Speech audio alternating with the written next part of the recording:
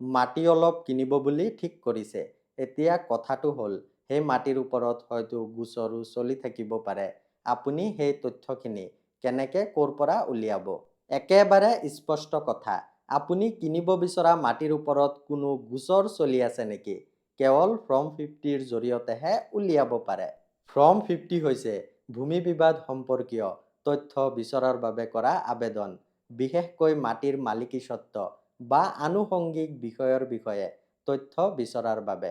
এতিয়া শুনক, সেই তথ্যখিনি ক'ৰ পৰা উলিয়াব?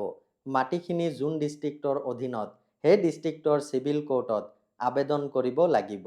এতিয়াৰ পৰা মাটি কিনাৰ আগত এডভোকেট এজনৰ পৰামৰ্শ লৈ প্ৰথমে ফৰ্ম 50খন উলিয়াই নিশ্চিত হ'ব সেই মাটিৰ ওপৰত কোনো গোচৰ চলি আছে নেকি। যদি চলা নাই, নিঃসন্দেহে কিনিব পাৰে। বহুত দৰকাৰী ৰিল আপোনাৰ পৰিয়াল, বন্ধুবৰ্গৰ সৈতে শ্বেয়াৰ কৰিব। মাটি বাৰী সংক্ৰান্তীয় এনেকুৱা ৰিল যদি নিতৌ চাব বিচাৰে, মোক ফ'ল' কৰিব। ধন্যবাদ।